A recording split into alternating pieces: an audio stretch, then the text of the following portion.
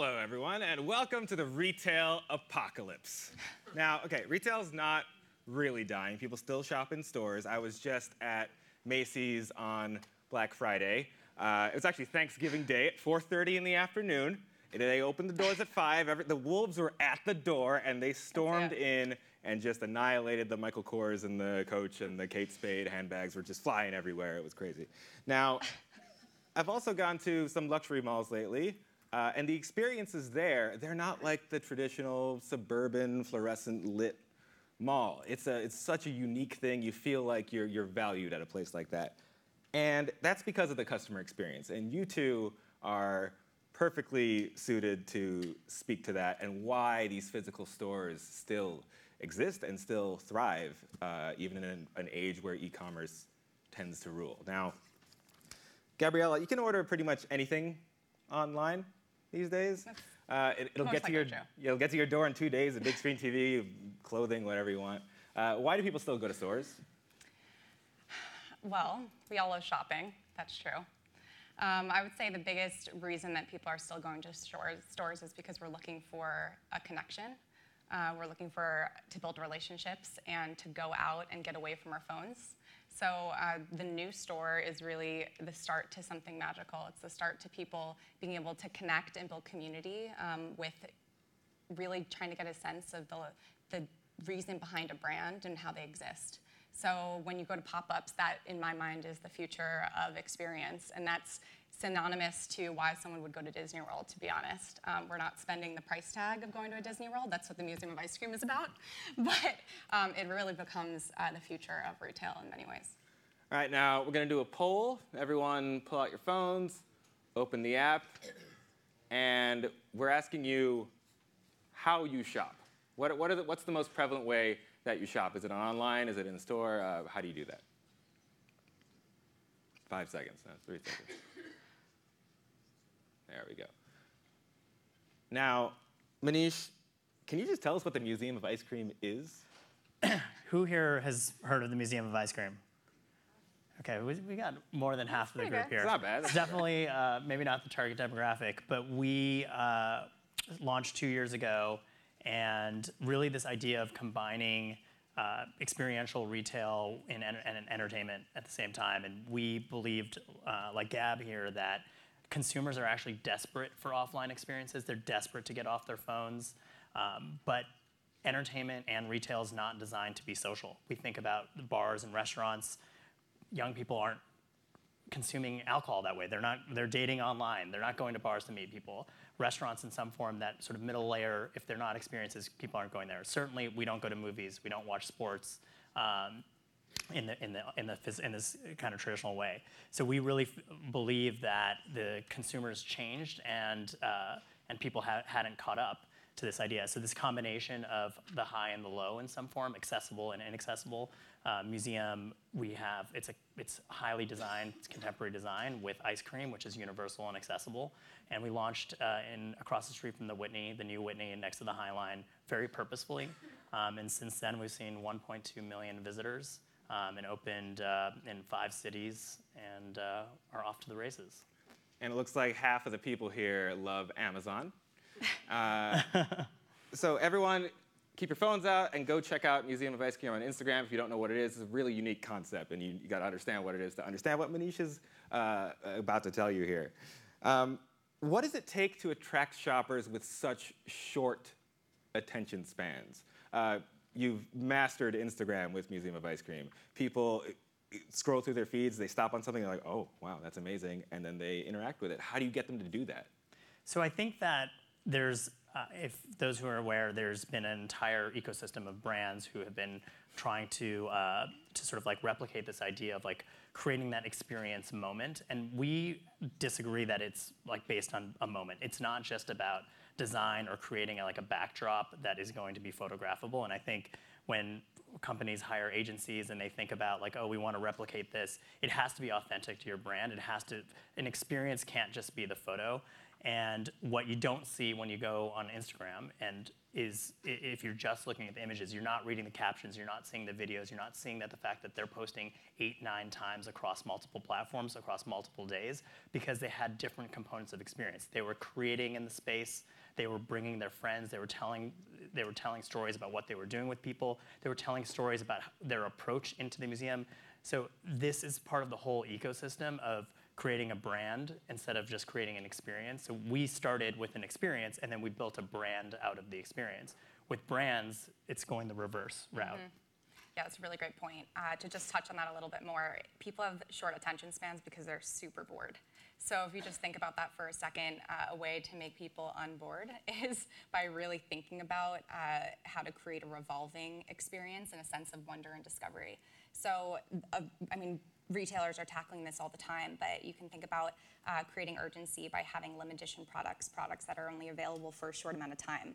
You can also think about having a programming calendar, so really treating your store like you would a membership club, where there's a variety of speakers and experiences on a daily basis that's ever changing. So thinking about rotating your product line as well as rotating the things that are happening in the stores, even the people that you'll meet, are really important. So you're walking down the street, you pass a storefront. What makes someone go inside, and what can luxury retailers do to attract someone to actually get into a store and buy something? For sure. Technology is one really great way that brands are doing this. Sephora and Nike are nailing this.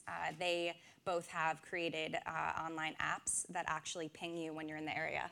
So if you think about, walking down the street, passing by a Nike store, and you're not only greeted with, a text message, but a store associate is actually waiting for you with your sneakers in a locker that you were recently browsing on your desktop. That's pretty interesting. So we're really starting to follow and follow people's behavior online and really creating this phygital experience that's blending the physical world and the digital world. And you mentioned Sephora, for example. We collaborated with Sephora this fall and launched a Museum of Ice Cream collection at Sephora, which was at the front of the door. And for many people, many of their consumers, they probably didn't know what Museum of Ice Cream, but it was so off-kilter. There's a sprinkle purse and all these kind of unusual products. Of course there was. Yeah. And you walk by and you're like, what is that? If you know the brand, we have our fans that are obviously going, but they're thinking outside. Brands are thinking outside of the box and not thinking about traditional partnerships in the same way. And I think that's also contributing with the combination of technology. For sure. So you've attracted someone to the store. They're inside. How do you keep them there, and how do you convert that into a sale? Well, I don't want to talk about technology too much, but it really does come down to thinking about consumer behavior and what people want out of an experience in the store and being able to accommodate different customers. So, for instance, you might have the person who's just trying to have a really quick experience in that store and pick up something, and you might have someone who is really hard to shop for, and they're sitting there to just be able to experience and touch and feel products. I don't know if anybody in this audience has been to the Dreamery in New York City. Are you familiar with that? I'm not. So it's by Casper. It's not one of their 200 stores. It's a concept store that they actually launched first.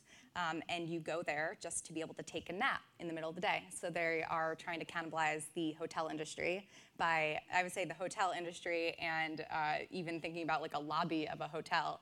And a lot of people are coming to this location just to take a quick break.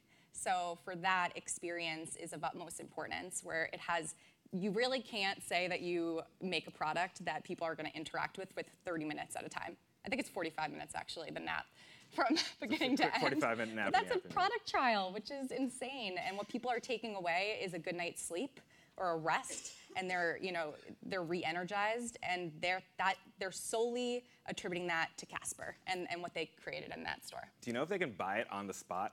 The impulse mattress purchase right there? Well, the future of the store is in the store, so you can't buy it on the spot.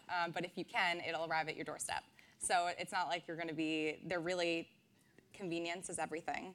And same-day delivery is, in my mind, that's a must-have.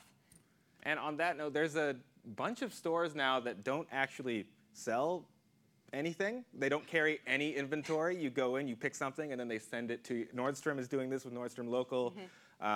Bonobos does this with its guide shops.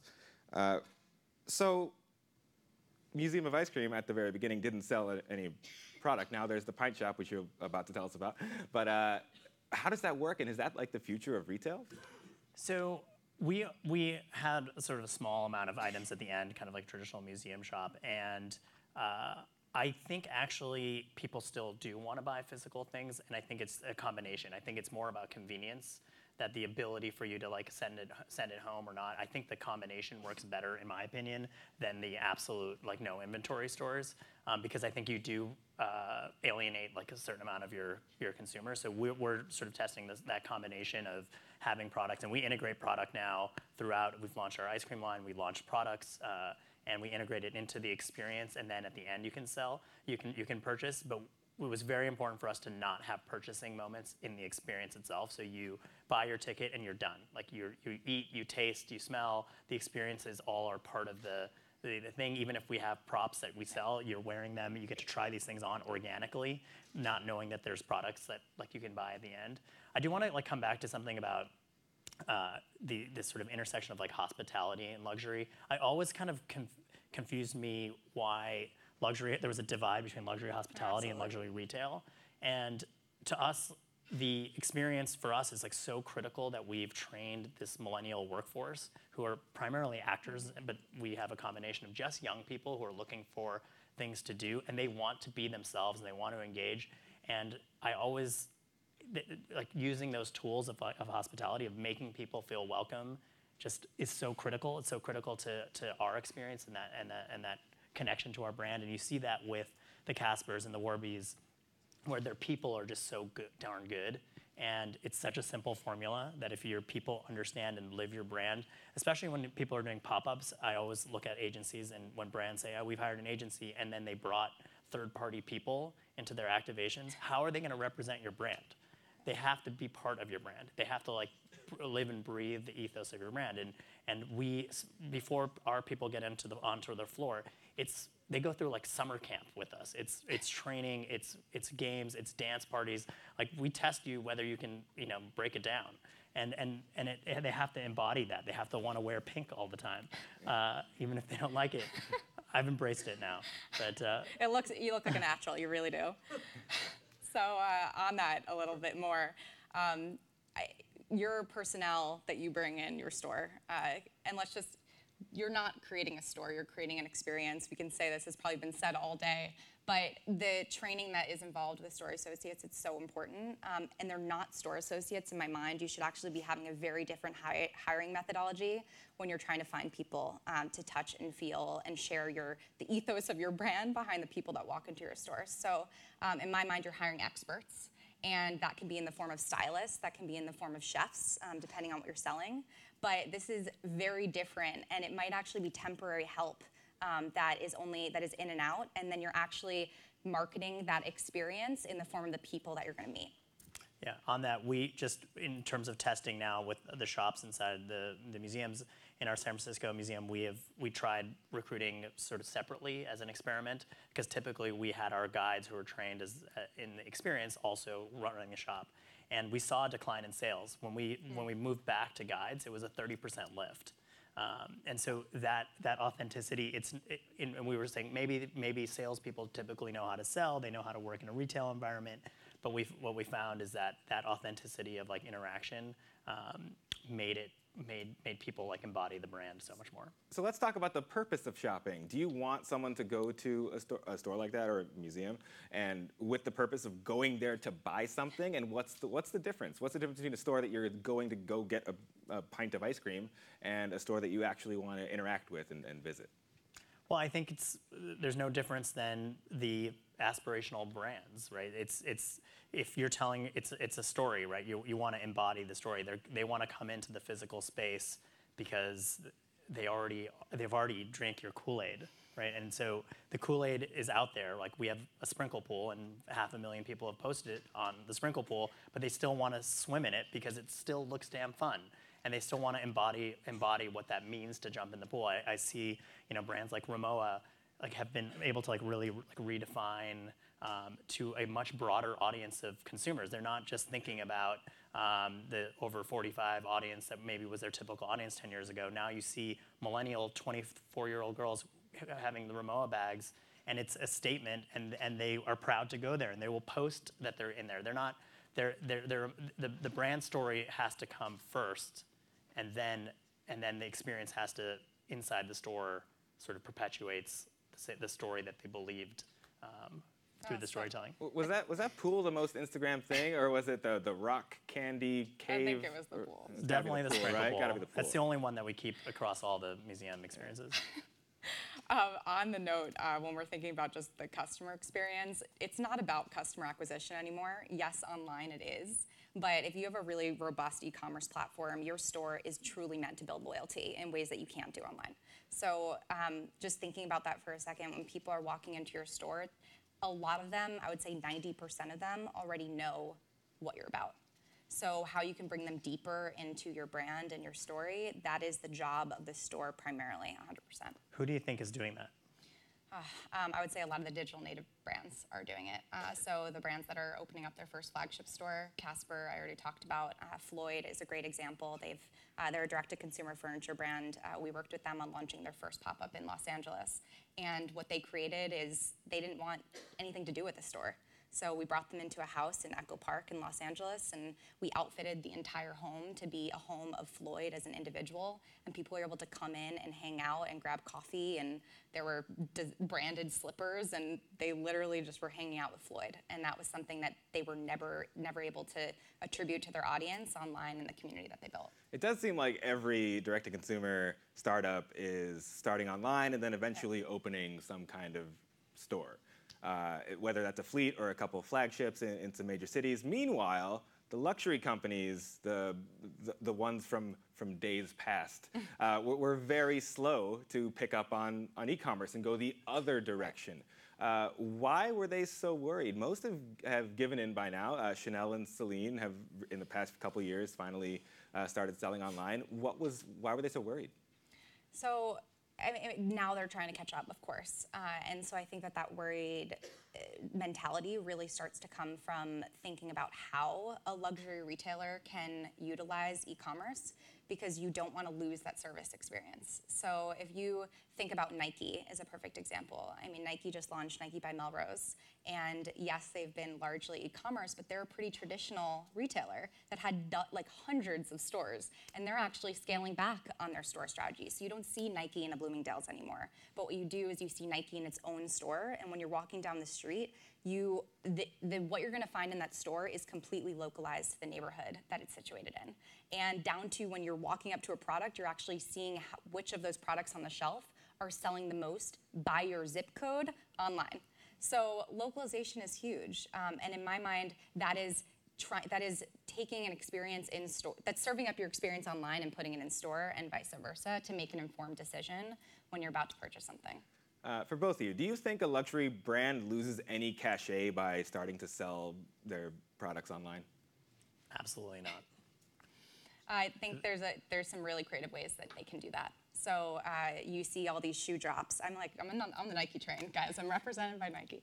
No, I love Nike, big time athlete. But with that said, when you're thinking about limited edition and creating urgency, you can do this in the form of products online. So you can actually gamify purchasing something in ways that's really unique and still feels fresh to that luxury good. So if you're a luxury retailer and you're doing a collaboration with a credible artist, then that could have a limited edition run of 500, and you can drop that online and sell the remainders in store. So I think it's not just that they'd be losing it, but it's more about how they do it and creating an interesting experience that drives conversation. Like brands like Kith are kind of nailing that exactly. moment online, and it really creates an experience online. So there's a reason to like hit on your online store, and then I'm assuming they see huge lift from those limited editions for the rest of the store because you get all these eyeballs, concentrated eyeballs. It's also a testing strategy to just see what's working. I want to talk about malls real quick.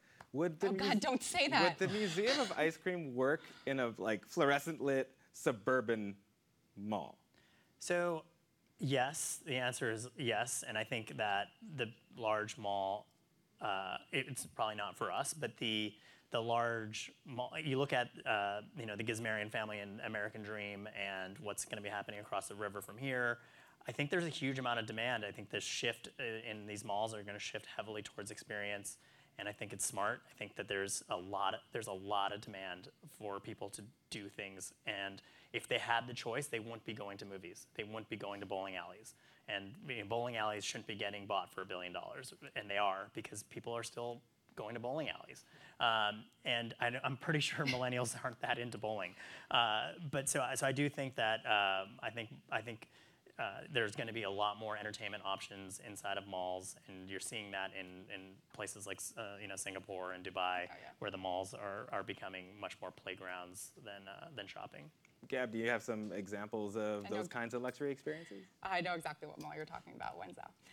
But with that said, malls, I think in 5 years, we're going to start seeing malls take a turn. But for right now, what we're seeing are people pulling out of the mall experience and creating your own version of a concept store mall, where every single brand and storefront that you pass by is either a first flagship of the brand, or it's a completely new, reinvented concept store that you've never seen before. So with that in mind, you almost have to start from scratch in the same way that you don't see these retailers, like Coach being an example. You don't see Coach revamping all of their stores, but what you see is them creating a pop-up experience called Life Coach, where it's a completely different environment because you have to train people's brains to not think of the traditional retail store. So in the same vein, I think malls is that as well, where they need to either reallocate an entire wing with a different entrance and a different, opening hours are different. So people see it not as your fluorescent mall. That gives us jitters when we think about it. And you've worked on a lot of pop-ups. Every museum is and if you have a permanent one coming up, then that would make a ton of sense. With a pop-up store, where's the value in that? If having something open for just a couple months. Well, we started, and these first years, they were all purposeful for us to be pop-ups because it was testing. And we were able to test demand, we were able to test operations, we were able to test architectural flow. So for us, this was an opportunity to be sort of profitably testing our business model, testing products, testing retail products throughout. We launched a retail-only shop this summer in New York on 14th Street. We averaged 1,200 people a day waiting in line 30 minutes. On average to walk into a free shopping experience. And that was a test. It was a test to see, hey, can we pull the retail component out of our brand at this stage? That one was free, no it was ticketing free, at all. Yeah, but of course there was still experience components in it. There was taste. There was the same kind of ethos of the guides. And now we're building our flagships. And what we're building is, our North Star is Disney, is that we believe we have the opportunity to build urban Disneys. And you'll see that in Los Angeles in the next 12 months with our first large flagship. So that'll be permanent. Permanent, yeah. And our San Francisco museum we just extended to be permanent as well, and it's in a former luxury retail space. It's in the heart of the city in an old historic bank building, and we interestingly in this luxury retailer we see more people in one day than they saw in a quarter, and that's sort of emblematic of this kind of shift in demand. And last thing before we head out, for both of you, what's the most important thing to consider when designing a retail experience? And don't just say the customer. It's something better than that. I'll let you rock it. The single most important thing when it's related to the customer experience, I would say the customer journey. You need to be thinking about what the mindset of the customer is when they walk into a store, and you need to continue that conversation when they leave. So when you think about just people walking into these stores, like if they chose to not buy a product, how are you going to be able to create an experience that captures an email so you can drop them into your CRM strategy? So there's a lot of interesting ways that retailers are doing this, but I think too often we treat these as siloed channels where you're walking into a store, and if that person didn't buy something, they're dead to you. That, in my mind, doesn't make any sense. There needs to be an initial relationship built for everyone that walks into a store so you can follow through with it. Well, thank you so much for joining us today.